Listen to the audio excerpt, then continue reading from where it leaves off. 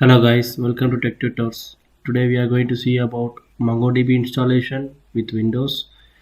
After that, we are going to test it with Python by installing the necessary libraries with Python, and we are sending a query and test it with that one. So let's get into the video. So for first installation of MongoDB, we are going to MongoDB download. Just type in the Google. So you'll be getting the first link with MongoDB community download. Just click it down. So under that one you'll be having a available download list.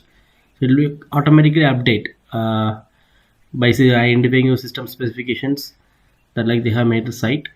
So you can change it also if it required because different like it is having Linux compatibility Debian with the Amazon AWS compatibility and a lot of different compatibility solutions are there.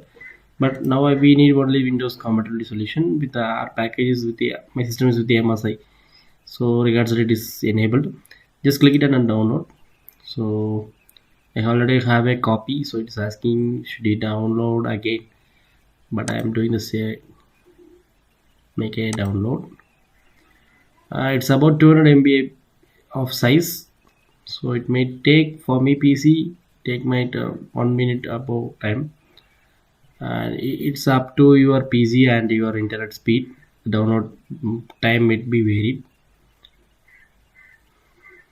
I'll just keep it this push. So now the download is completed. I'm opening the folder. So it's downloaded. I'm just clicking and opening.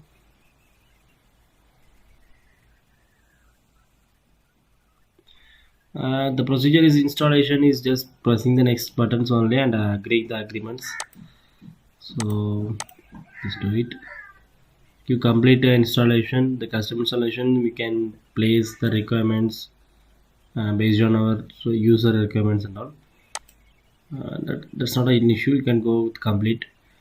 And the installation directories has been mentioned and the service name is MongoDB. This is required while we calling back the application, but it's not a mandatory field to be edited. You can just go and next and just install it. So the installation might take a few minutes.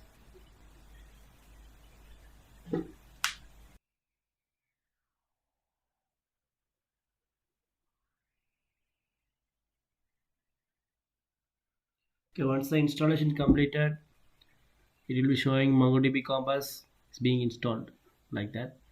So it will be initializing automatically. Just press the finish button itself. So it will be loading the plugins. 35 plugins will be loaded.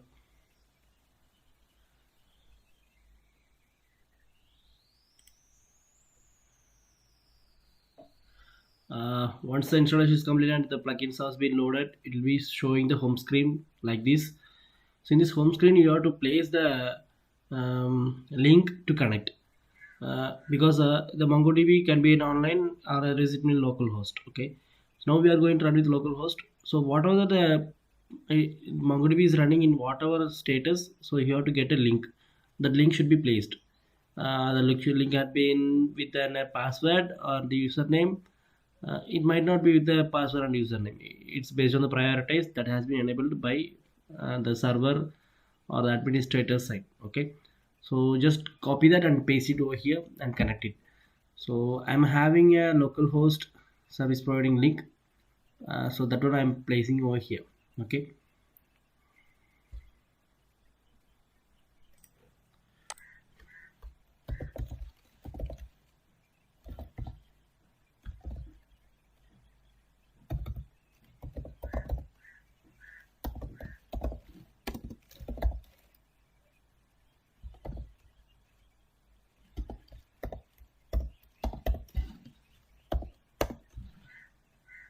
okay, now the local host has been connected. So I have already some collections created. I'm just deleting the recent collection I have made because I have to demonstrate you while with Python package. So just deleting it. Okay. So now the So now the default collections only available, and I didn't add any collections and any information into the DB. Okay, so now I'm going to install the packages regards MongoDB. Okay, so for installation, I'm going to go with the pip installation only. So go to C colon and Python, wherever the Python installation. For Python pip installation procedure, if you want, means you can go and see with the link provided in the description for Python with OpenCV installation. That will give us information about how to go to the path and how to install with pip and how to get the information.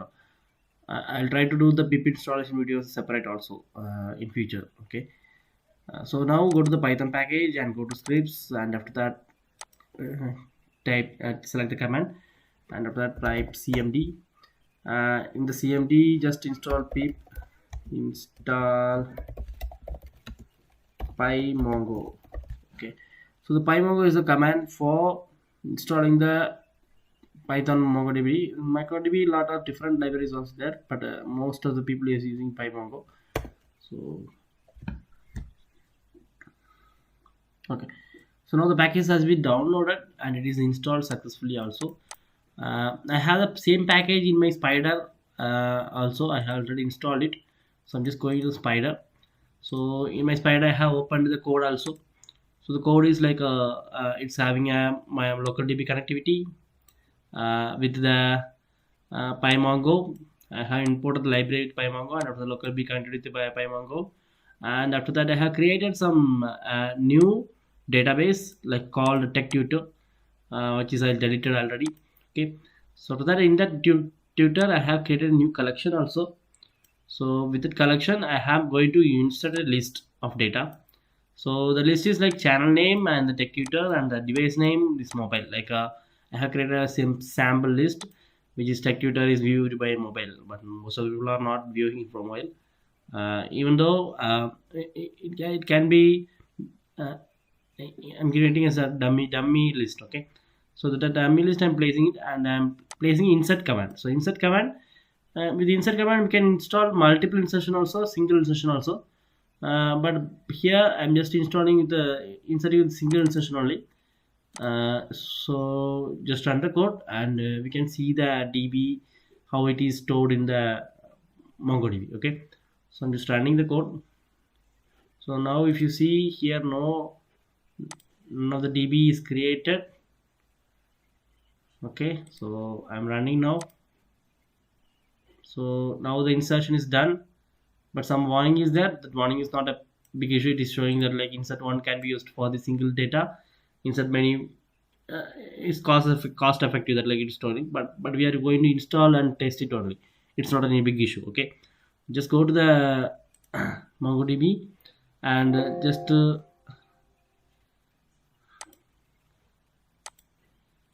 just make a refresh. Okay, okay, now we got the DB, the TechTutor. So under that TechTutor we created a collection name called TechTutor collection. Just click it, and we got what we have placed as a list as a query to the MongoDB that has been stored, and you'll be getting an ID also. This ID is a auto generated ID which can be generated by the user also, but when the user is not selecting a generation of ID, the machine itself, the server DB itself will just create a random ID which can be reused anywhere for approaching the data again once again. So in this video we've seen the how to install the MongoDB and how to connect it with the Python. We'll see the future how to use the MongoDB with different possibilities and all. Until that, stay connected with us.